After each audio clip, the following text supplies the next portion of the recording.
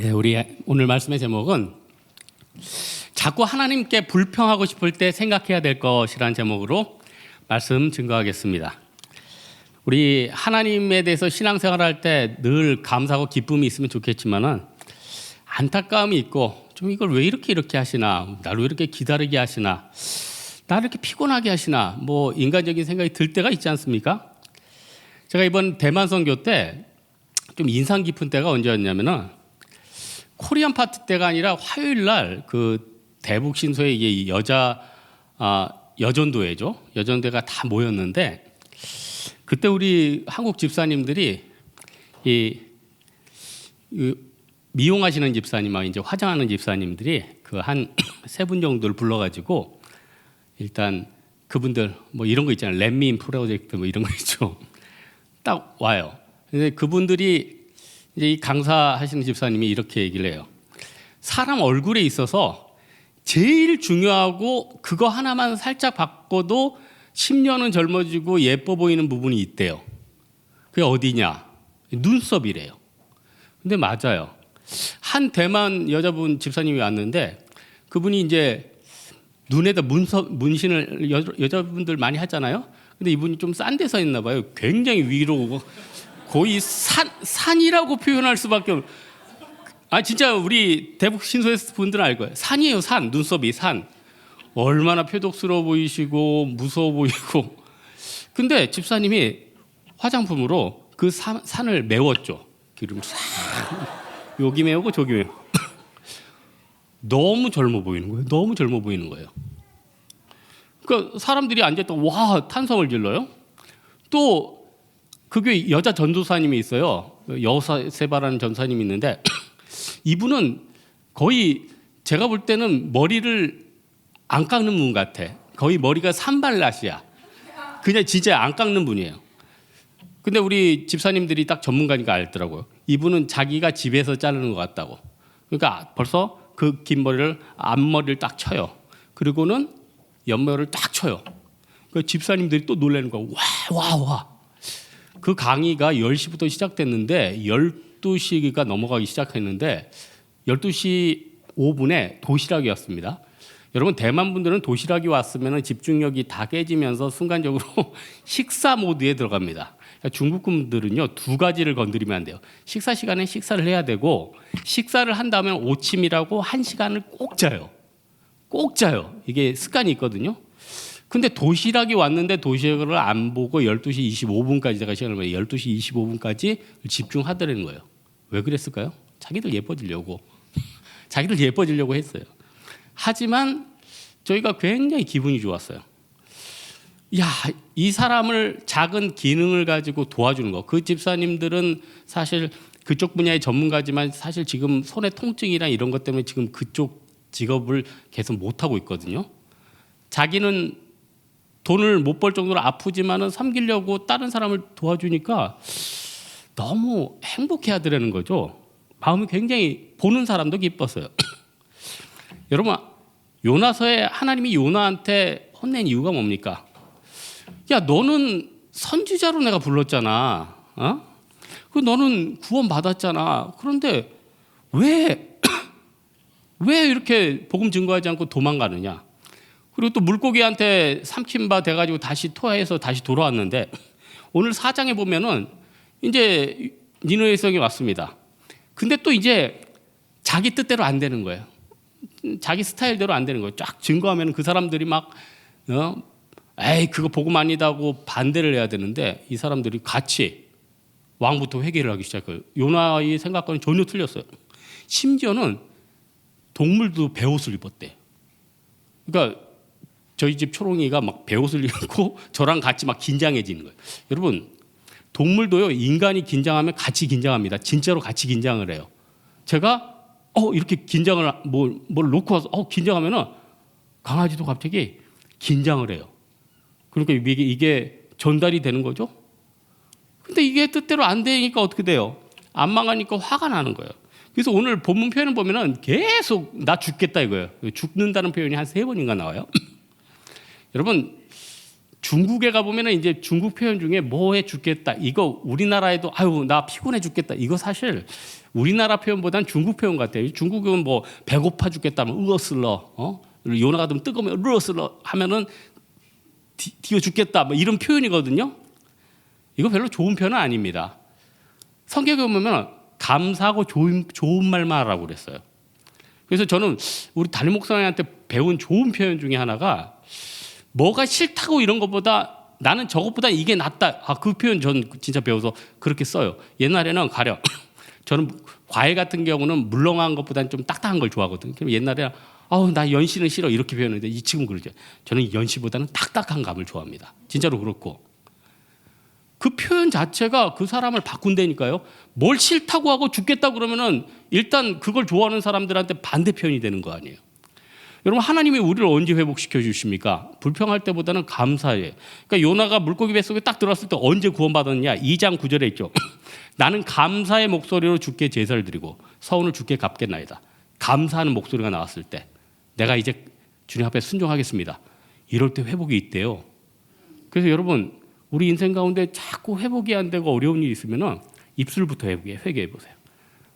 여러분 우리 인생에 안 좋은 일이 내가 생각하는 대로 안 될 때가 많죠. 그때 아이고 피곤해 죽겠다, 뒤어 죽겠다 이러지 말고 아유 감사해 죽겠다. 이것도 이상하다. 그래 감사해 죽겠다. 그거 괜찮네. 감사해 너무 감사해서 감사해 죽겠다. 진짜 바뀐다니까요. 여러분 저는 이 요나를 옛날에 생각했을 때 여러분 우리 요나 하면 느낌이 뭡니까? 삼류 선지자. 선지자가 뭐야? 포 만나기 도망간 선지자. 근데 요나가 얼마나 대단한 선지자냐면 예수님께서도 선지자를 언급할 때 요나를 언급했어요. 마태복음 12장 39절에 보니까 표적을 구하라 했을 때 바리새인들이 표적을 얘기했을 때 뭐라고 그래요? 마태복음 12장 39절에 이 악하고 음란한 세대가 표적을 구하나 선지자 요나의 표적밖에는 보일 표적이 없느니라. 여러분 요나서는 구약의 복음서입니다. 이방인들에게 말씀 증거하는 복음서라니까요. 예수님이 요나서를 언급했어요. 여러분 베드로가 한 번 복음 증거할 때 3,000명이 돌아왔대죠. 요나가 한 번 복음 증거하니까 몇 명이 들어왔어요? 좌우를 분별하지 못하는 12만 명은 어린이를 뜻한대요. 주석이 보니까. 그러면은 어른들 노인들 합치면은 니느웨 성의 인구가 50만 명이었던 거예요. 한 번 복음 증거해서 여러분 50만 명이면은 제주도가 10년 전에 50만 명이었거든요.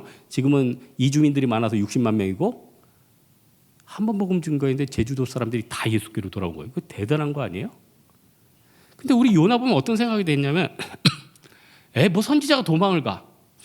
저는 이걸 이해를 못하다가 어느 날 성경을 읽는데 진짜 마음 뼈저리게 와닿아서 요나의 마음이 이해가 가는 거예요. 여러분 지금 여러분 상상해봐요. 여러분이 지금 정말 만나기 싫어하는 사람 한 두세 명만 생각해 보세요. 돈 빌려가서 도망간 놈, 옛날에 사랑한다는데 나 차버리고 간 오빠,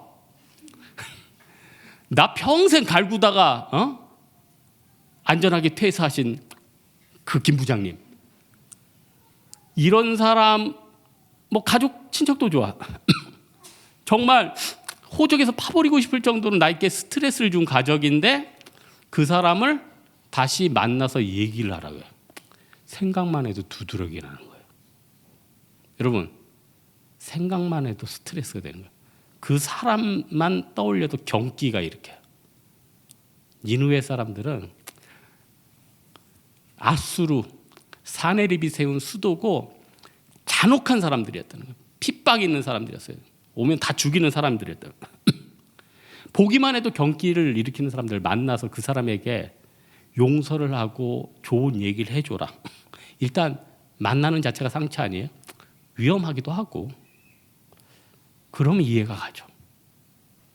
여러분 우리 인생에 있어서 하나님이 너 그 사람 만나라, 용서해줘라, 얘기해라. 이거 쉬운 게 아니에요. 쉬운 게 아니에요. 요나의 마음은 사실 우리의 마음과 같습니다. 그래서 요나는요 마음속에 이런 마음이 있어요. 인과응보. 죄 지었으면 벌 받아야지. 저 악한 사람은 좀 인생도 안 풀려야지. 여러분 우리 그런 마음 있지 않아요? 여러분 세상의 원리 중에 중요한 원리가 뭡니까? 세상에 공짜는 없어요. 여러분 자판기 돈 내야지 자판기 나오죠. 자판기에 물건 나오죠. 이 세상에 물건부터 빼고 돈을 넣는 자판기 있어요? 그거 봤어요? 저는 물론 이런 건 봤어요. 자판기 밑에 동전이 떨어져 있네요. 그러면 어떻게 돼요? 이걸로 자판기를 무료로 뽑아 먹죠. 뭐 주인한테 연락하고 뭐 그러기는 좀 서로 스트레스 아니에요?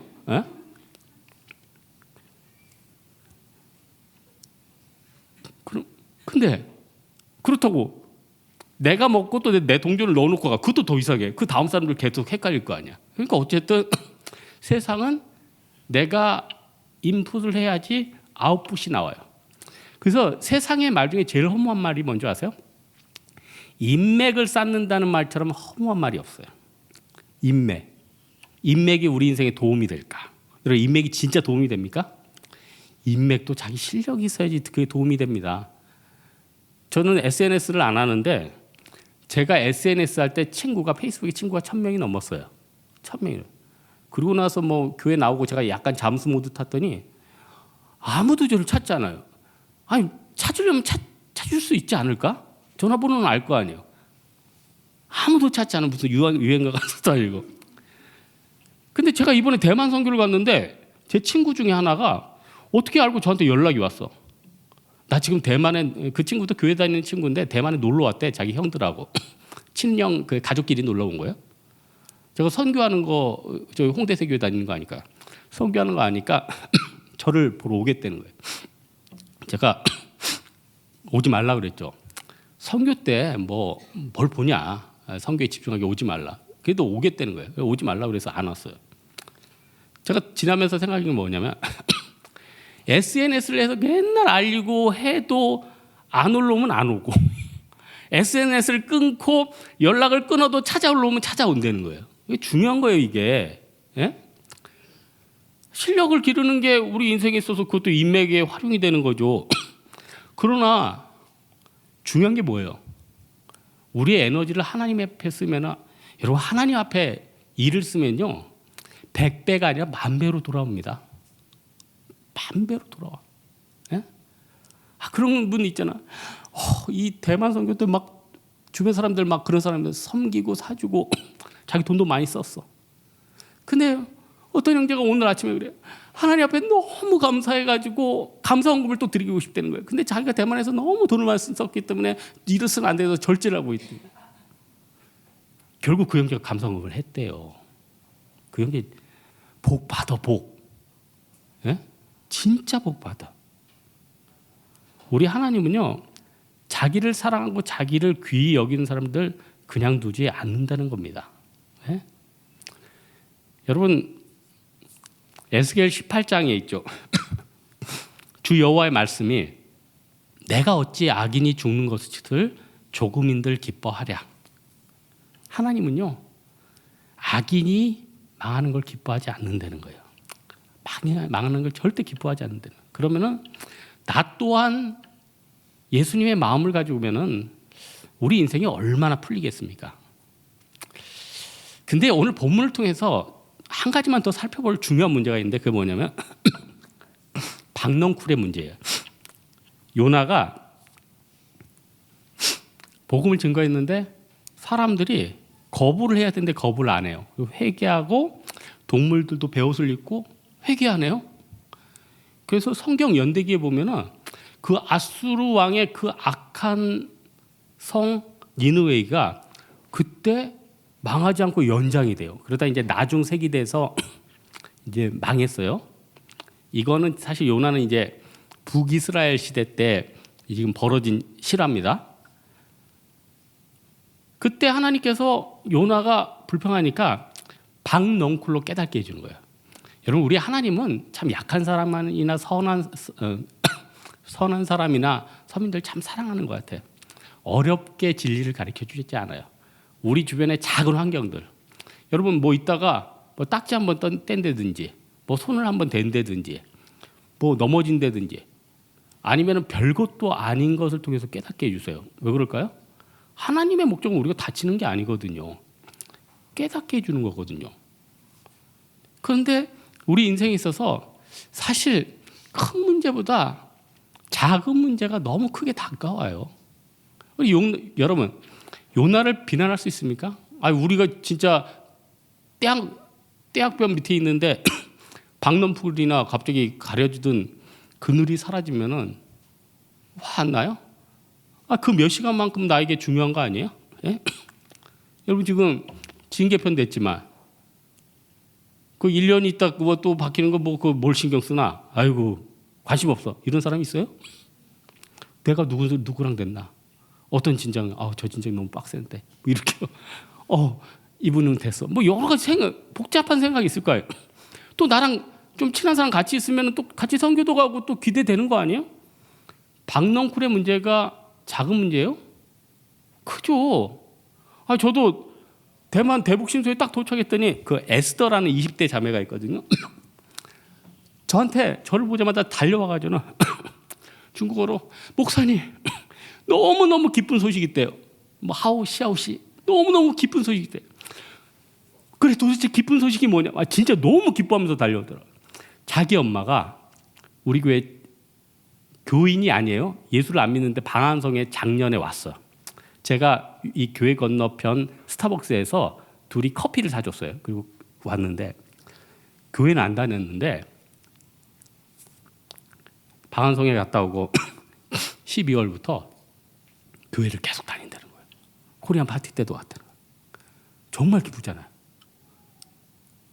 마음이 기쁘더라고요. 근데 에스더가 또 그래요. 목사님 그리고 저희 교회에서 30분 있다가 우리 성교들을 위해서 샤브샤브를 대접한대. 이야 기쁘다.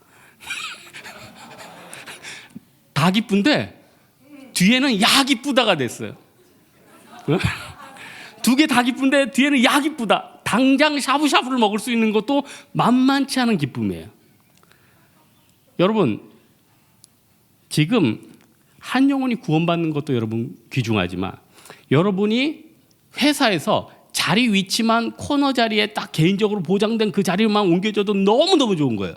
반면에 모든 사람들이 다 집중하고 문과에 있어서 심부름 잘 받는 자리에 배치되자면 그것처럼 괴로운 건 없는 거예요. 수강 신청을 했는데 첫날 제일 로얄 자리를 딱 받아가지고 6개월 동안 편안히 갈 수 있는 것과 얍삽하게 애들이 3초 만에 다 체크해가지고 나는 저기 밀린 자리에 간 거, 이거는 참 스트레스 받는 거예요. 그래서 박넝쿨의 문제는 사실 만만한 게 아닙니다. 만만한 게 아니야. 그래서 저는 목회를 하면서 박넝쿨에 대한 문제들을 작게 보지 않습니다. 성도들 볼 때 어떤 분이 어디 아프다 그러면은 몸이 아픈 거 말고 마음이 아프고 뭐가 불편하다 그러면은 무시하잖아요. 잘 들어요. 왜냐? 박넝쿨의 문제는 중요한 거거든요. 저 이번 사실 대만에서 찬양대회 할 때 제가 어떻게 저 음악도 못하는데 뭐 단지 준비 교육자라는 이름으로 심사위원, 그리고 또 제가 하면 또 너무 또 아니잖아요. 그래서 5명이 했어요. 5명이서 그 나름대로 그거 대충 한 것 같지만 공정하게 했어요. 왜냐? 점수를 뭐 음악성 있고 또 인원하고 뭐 또 이렇게 뭐 율동이든 영상이든 뭐 있을 거 아니야? 퍼포먼스 있고. 근데 이걸 그냥 더하면 또 채점하는 사람이 또 저기 좋아하는 분 있고 거기 가족 있으면 점수를 많이 줄까 봐 한 분이 제안을 했어요. 올림픽 체조 경기처럼 제일 높은 점수와 제일 밑을 빼지. 이분은 TV를 너무 많이 봤죠. 그래서 어쨌든 공정성을 위해서 제일 높은 점수랑 제일 밑에 점수는 또 뺐어요. 그러다 보니까 이게 또 문제점이 있더라고. 제가 볼 때는 와, 저 팀은 너무너무 저거 봤을 때 세상에 중국어도 힘든데 그 원주민어를 다 거의 외워서 불렀다는 거 이거 일주일 내내 듣고 그 쉬운 게 아니거든요. 물론 등수에 없었어요. 그러니까 안타깝죠. 그러니까 시간 지나고 나니까 다들 너무 서운해요. 물론 상 받은 분들은 안 서운하죠. 그렇지만 상을 안 받은 분들은 서운하다는 거예요. 그래서 모든 것들을 디테일하게 바라보는데 성경에서는 이 박넝쿨에 대한 문제를 이렇게 얘기해요. 박넝쿨을 무시하라 이렇게 얘기하지 않고 박넝쿨을 위해서 기도하라. 아니 빌보서에 있잖아요. 모든 일에 기도와 간구로 너희 구할 것을 감사함으로 하나님께 아뢰래매요. 박넝쿨을요 감사하면서 하나님께 아뢰래요. 그러면요 중앙 자리가 코너 자리로 바뀌고요, 지방 자리가 서울로 바뀌어요. 이 자리에도 이 앞에 있는 형제 지금 서울로 와야 되는데 지금 뭐가 지금 자꾸 꼬여가지고 지금 계속 지금 KTX 타고 왔다 갔다 하는데, 기도하면요 이게 하나님이 자꾸 바꿔줘요. 하나님이 약간 딜레이 시킬 때는 다 또 생각하는 게 있어요. 기도를 하라는 거예요. 그러면서 그게 끝이 아니죠. 하나님이 요나한테 뭐라고 해요? 너는 이 박넝쿨을 이렇게 소중히 여기는데 이 12만 명 거기다 가축도 있는데 내가 아끼는 게 당연하지 않느냐. 너 박넝쿨 아끼지. 하지만 네 앞에 큰 사명이 있다. 그의 나라와 그의 의를 구하라. 이게 굉장히 중요한 메시지예요. 그래서 요나서는요 구약의 복음서나 마찬가지라는 겁니다. 구약의 복음서나 마찬가지라는 거예요. 여러분, 요나에게 오늘 말씀의 결론적으로 요나에게 부족한 점이 무엇입니까? 자비가 부족한 거 아니에요? 자비. 나는 먼저 받았는데 남을 생각하지 않는 거 아니에요? 난 선지자 됐는데 남의 지옥 가는 건 생각 안 하는 거 아니에요? 제가 금주에 성경을 보는데 성경 뒤에 10계명이 있잖아요. 물론 10계명을 다 외우고 있지만 10계명을 다시 한번 좀 묵상을 했어요. 근데 보니까 갑자기 인사이트가 탁 떠오르는 거예요. 1계명에서부터 4계명까지는 하나님과의 관계 아니에요? 근데 5계명부터 10계명까지는 사람과의 관계예요. 5계명 첫 계명이 뭐죠? 네 부모를 공경하라요. 그러면 내 하나님 여호와가 내게 준 땅에서 내 생명이 길리라. 여러분, 부모를 공경하는 분들이 굉장히 물질적인 복도 많이 받고 인생의 문제도 풀리고 은혜를 많이 받는 걸 진짜 많이 봅니다. 많이 진짜 봐요. 그럼 왜 10계명에서 중요한 5계명에 바로 부모 공경 얘기를 했을까요? 부모가 안 중요한 사람이 어디 있어요? 다 중요하죠. 근데 왜 제일 먼저 언급했을까요? 부모들은 본능적으로 자녀들을 사랑하잖아요. 자녀들에게 제일 좋은 걸 주잖아요. 이건 하나님이 주신 본능의 마음이니까. 그렇다면 자녀들은 또 본능적으로 부모를 그렇게 사랑하지 않잖아요. 어떤 집사님은 그래요. 목사님, 제 아이가 뭐 딸아들하면 누구든지 드러나니까 제 아이가 초등학교만 되면 저를 위해서 엄마 아프지마 하면서 과일 주스를 맨날 갈아줬다는 거예요. 중학교 되니까 눈 마주쳤다고 기분 나쁘다고 들어가 버리더라고요. 아니 1, 2년 전만 해도 우리 엄마 아프면 안 돼 하고 과일 주스를 갈아주던 애가 이제는 엄마를 눈 부딪혔다고 갈아 마시려고 그래요. 인간의 죄된 본성이죠. 은혜를 모르는 거죠. 그러니까 자비라는 건요 인간의 근원적인 됨됨이에요. 하나님은요 율법을 다 준수하라 이것도 중요하지만 네 인간의 근원적인 거 있잖아요. 부모가 채워준 거, 또 스승이 도와준 거, 또 뭐 목사님 좋은 말씀 주는 거. 우리가 늘 좋은 것만 보입니까? 안 좋은 것만 보이잖아요. 불평만 보이잖아요. 불만만 보이잖아요. 우리를 도와준 사람한테 감사합니다. 한 번이 아니라 2번만 해봐요. 그 사람이 너무너무 이뻐주지. 기회를 많이 주지. 여러분 요나서는요 구약이지만 진짜 복음서입니다. 그것도 어떤 복음서예요? 패자 부활전. 세상에서 가장 악한 민족도 구원받을 수 있다. 근데 이게 한 단계 더 올라가면 어떻게 돼요?